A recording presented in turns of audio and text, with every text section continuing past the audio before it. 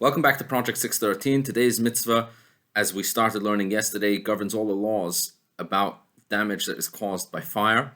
And specifically, we're talking about fire that is started in someone's own property and due to their negligence, it spreads and causes damage to someone else or to someone else's property. And as we mentioned yesterday, this is not only about fire specifically, but really any type of damage that starts out in my own property and then spreads due to my negligence. The example we gave was if I left a knife or any other dangerous object on my roof and then it blew off and it causes damage to someone else. So the Torah says I am obligated to pay the full amount of damages. Now here we have an interesting law where we see the difference in the Torah between direct and indirect damages in terms of how much has to be paid.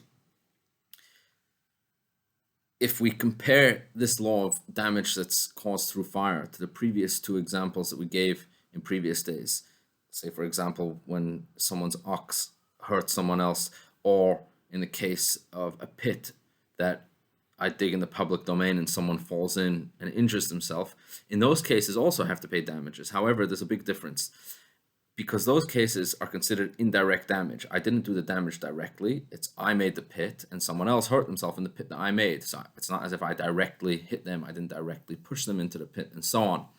Whereas when it comes to fire, the Torah considers damage that is caused through negligence, through leaving a fire in my back garden, as direct damage, as though I have directly hurt or caused damage or injured the individual or caused damage to his property.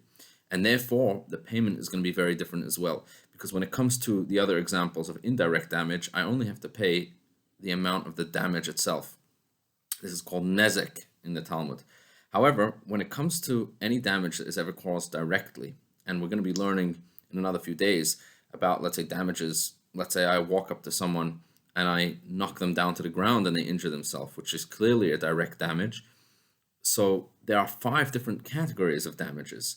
They are called nezek, tsar, ripui, sheves, and boishes, which in English, nezek is the actual amount of the damage. Tsar is the amount of pain that was caused. Ripui is the amount of medical bills that may have been incurred due to the damage. Sheves is the amount of money from the lack of work that needs to be reimbursed. And boishes is the amount of money that's due to the embarrassment of the individual.